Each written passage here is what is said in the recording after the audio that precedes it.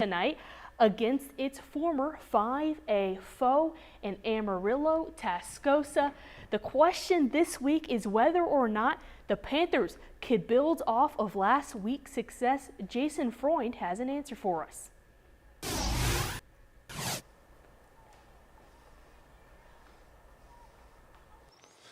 Well, Jenna, it's a game that got out of hand quite fast. Now the Permian Panthers defending their home turf on homecoming night against the Tascosa Rebels. And, well, they definitely blew out the Rebels in a game that saw the Rebels drive all the way down from Amarillo to play this game. Now, it was a little bit of everything for the Permian Panthers today, whether they scored by the running game, for the special teams, or whether it was by the passing game. And it was certainly an offensive explosion in the first half. And you're going to see that offensive explosion right now in these highlights. Mojo student section pumped up for the start of this one as the hometown Permian Panthers looks to defend home turf against the visiting Tascosa Rebels. Very first play of the game, how about we start with a little fireworks? That is Zakevian Bryant, freshly called up from JV, taking advantage of his bloggers, hitting the hole and taking it all the way to the house for a kickoff return touchdown on the first play of the game. Permian fourth down, white punt when you can do a fake. Isaac Herrera with a direct snap, blazes past the defense and drags a Rebel defender to the end zone with him. 14-0 Panthers. Now Rebels knocking on the door looking to get some points, but they were not planning on Parker Haynes stepping in for the interception in the end zone. He's going to scamper his way down the line trying to get a few extra yards for his offense. After the pick, Permian's going to get tricky with it. Reverse jet sweep to the hands of Herrera, and Tascosa bites on the fake. Herrera with nothing but green in front of him. He'll take a visit to the end zone for another Permian touchdown. He pick up yet another touchdown in the game. Permian led 29-0 by the time of halftime. You said you had about 4 or 5 touchdowns today. How's it feel getting all those trips to the end zone? It feels real good, you know, having a lot of fun, having everybody out here watching, having fun with the team. It's just, coaches said at the beginning of the game, let loose and have fun, so that's exactly what I did today. Now, you heard Isaac Herrera talking about the running game and just how much it helped out the Permian Panthers in this win. Now, you can hear Isaac's full interview along with an interview with Coach Ellison, along with an interview on Coach Ellison on our digital platforms. But a special shout out has to go out to the Permian Panthers defense, who completely shut down Tascosa's running game and held them to just 6 points in that 43-6 blowout victory for the Permian Panthers. They're going to look to keep up the momentum next week against Harker Heights. Back to you, Jenna. Hey, thanks, Jason. Good night for Mojo. Odessa High took a trip out to the DFW area for a challenge against Keller, trying to build off an exciting win last week, but it looks like this game is going to take a minute to get a final result because it is in a lightning delay. Dan went through it during his weather block. Keller is up 30-21 at half. If this game is not kicked off for the second half by midnight, the game will be canceled. And the Midland schools are flying high to start the season, but each were put to the test tonight. Legacy traveled to ranked Abilene for a brawl. The Rebels entered the second half with a 21-10 lead, and the Eagles found a response in the third quarter to cut the advantage down to 4. Legacy did make a statement in the second half, starting with the ground attack. Again, Damian Johnson slides through the running lane for the TD in a 28-17 lead, and the rushing attack wasn't the only thing working. The air raid came to play too. Marcos Davila finds Caden Ellis for the 34-17 LHS lead. The Rebels offense would pour it on with another deep bomb here for 40 points on the night. Legacy moves to 3-0 to start the season.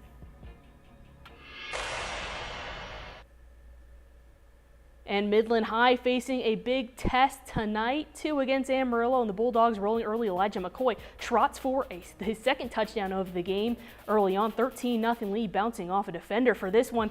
And then the ensuing kickoff. Sandys drag some momentum their way, taking the kick all the way back to get on the board.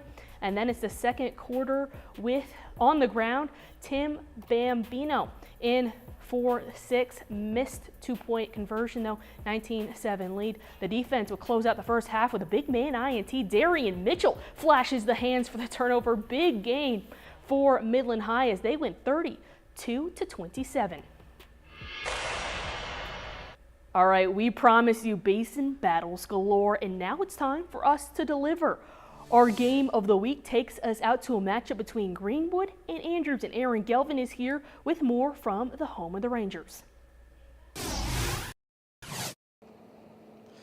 Well, it was a hot, windy night for football here in Greenwood. Our game of the week for week 3, it's the Andrews Mustangs visiting the Greenwood Rangers. Andrews 1-1 on the season in year 2 under Tom Harvey, looking to jump back on top of 500 in their 3rd game. Greenwood still looking for their first win of 2023 and their first win of the Bryant Hill era. Let's take a look at some of those highlights from the first half. Two teams trying to bounce back after tough losses a week ago as Greenwood plays their only game of the regular season against a team from our viewing area. The Rangers driving on their opening possession, but it's a strip sack inside the red zone. The ball is recovered by Guillermo Martinez, and the big fella falls on it to give the Mustangs the turnover to start the game. Andrews gets into the red zone, and it's quarterback Aiden Olivas taking out his do-it-yourself kit as he glides into the end zone, putting the Mustangs on the board. Andrews running that slot tee to perfection as it's Leroy Milan's turn to find pay dirt. This score would put the Stangs up 14-0, and it's 2 drives, 2 touchdowns. Later, it's Greenwood's Lincoln Madrid. Might want it all right here, but the pass is intercepted. Damian Ordonez snatches it, and the Mustangs with a great start on the road. And after lulling the defense to sleep with the run, Olivas goes up top and finds his man wide open. It's Cade Adams. Andrews pouring it on the Mustangs, galloping out to a 21-0 lead. Well, I am here with the quarterback of the victorious Andrews Mustangs, Aiden Olivas. You guys switched to the slot T offense this offseason. So far, you guys have been running it pretty well. It was certainly working for you guys tonight. How much pride do you take in being the quarterback and the leader and the one who's trusted to take on a new offense for the Mustangs? I take a lot of pride. It takes a lot of responsibility, and there's a lot of pressure on your back too with a new offense and having to just keep on pushing, because there is a lot of criticism with this offense. We do get a lot of stuff, but we're young, we're here to fight, and we're just going to keep on pushing. Well, that Andrews offense got off to such a good start. They did on defense as well. Greenwood made this game closer in the second half, only losing by 13, but it was Aiden Olivas and that Andrews running game just really setting the tone early. They made some mistakes in the second half, but they had enough of a lead to go on and get the win. The Mustangs improved to 2-1. Greenwood still looking for their first win of 2023. Let's take it back to the studio. Hey, thanks, Aaron. It's all about basin battles here in week 3. Get caught up on the latest next.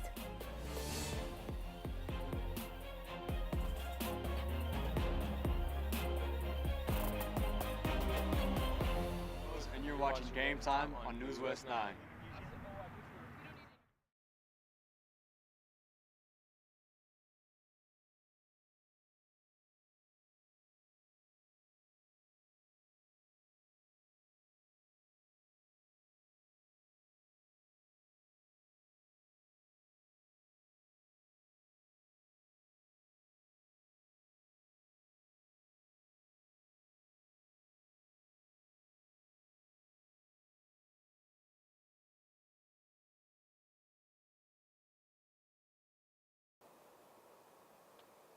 Tyler, mic check 1 2 3. Tyler, mic check 1 2.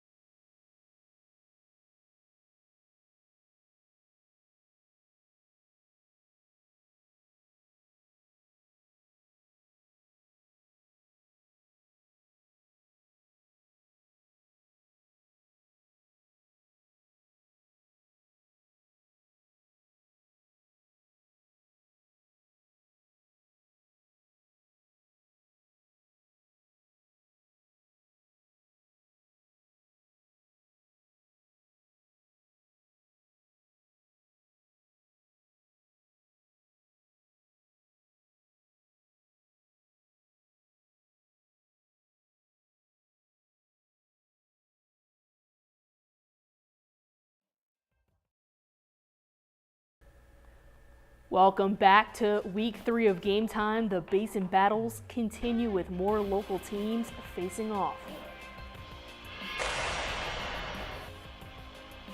Big Spring and Monahans, the clash of the high-powered offenses. It's going to be Gavin Padron and the Steers against Chino Navarrete and the Monahans Lobos. This sounds like it was going to be a good one.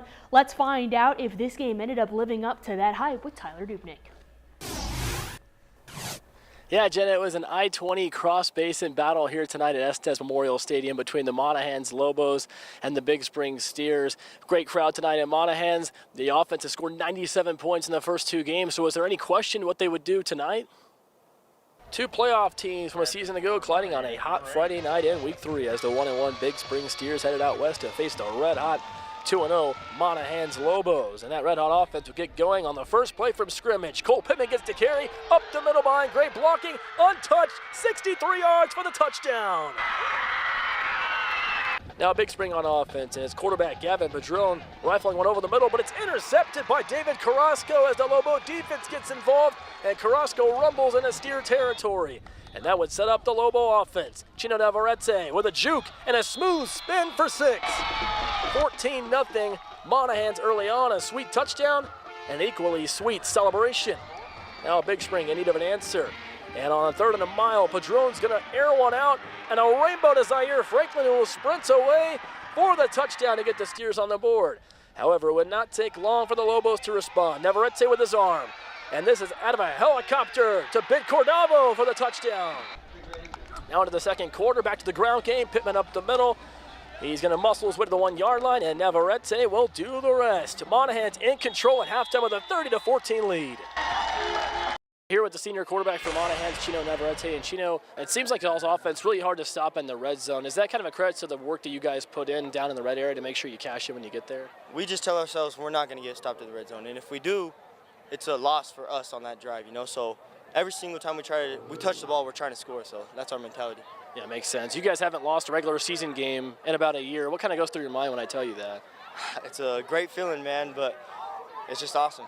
Yeah, definitely. How about these fans tonight? How great were they? And the fans are the best. Monahans, you is the best. The final score tonight, 52-14, Monahans over Big Spring, a dominant victory tonight for the Lobos. Their offense keeps pace by averaging about 50 points a game, and the defense was strong as well as they pitched a shutout in the second half. My full interview with Chino Navarrete will be on our Game Time tab on newswest9.com later tonight, so you can keep an eye on that. Jenna, a total team win tonight as Monahans continues to roll to a 3-0 start. Thanks, Tyler. The next game features 2 teams with a chance to bounce up to 500 and play, or bounce over 500 to play here in the Basin, Kermit and Coahoma. Fans in Coahoma saw some points. The Bulldogs offense was red hot, and so was the connection between Boyd Cox and Austin Perkins. The 2 combined for first touchdown for the 7-0 lead. And from the air to the ground, it was Jaden Vineyard who takes the handoff and is off to the races for the 50-yard score. That would be a 28-0 advantage, and the home team stamped on the visitors some more in the first half. Cox, this time to Bryce Davis, jump ball for the 35-0 lead. The Yellow Jackets did show some life at the end of the first half. Mauricio Perez floats this one over to his receiver for 6 to cut the lead. It's from 37-6, and the comeback wasn't enough, though. Coahoma win this one 57-31. Locker room better in the second half, but it's hard in games like this. I get that, but also we got a lot of kids some playing time tonight, and that was huge. It's going to be huge down the line, and just real proud of the way our kids came out in the first half. After last week, we've been talking all week. We got to get off to a fast start. And our kids responded to that, and it was fun to see. All right, coming up next, one final look around the Basin and more. We're the Big Spring Steers, and you're watching Game Time on News West 9. Go Steers!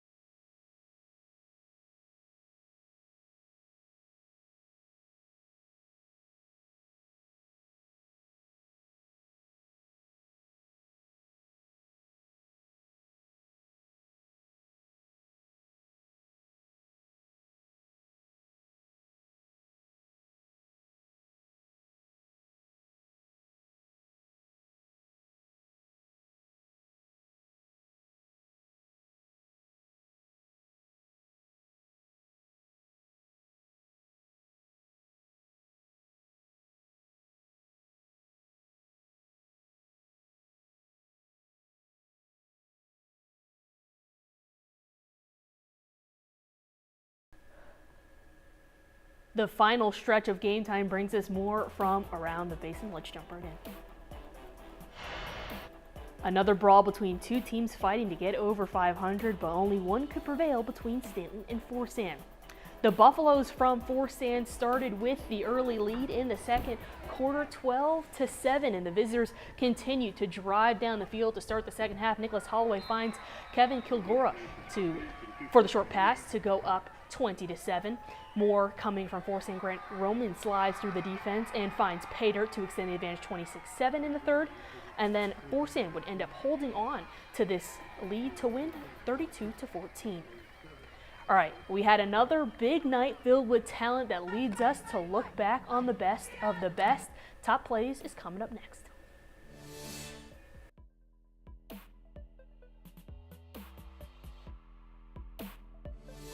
We're the Permian Panthers, and you're watching Game Time on News West 9. Let's go, Rodeo!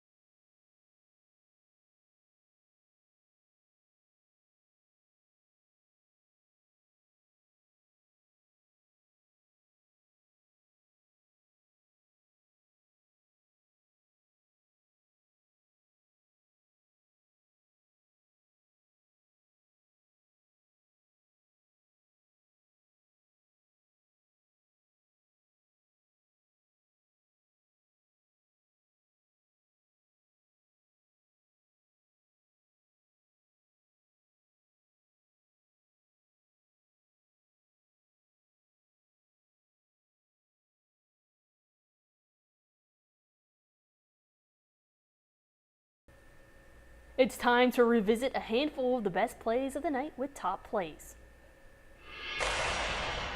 Top Plays giving us some lineman love tonight. Darian Mitchell makes his case for some wide receiver action with that interception. And now we're going to head over to special teams.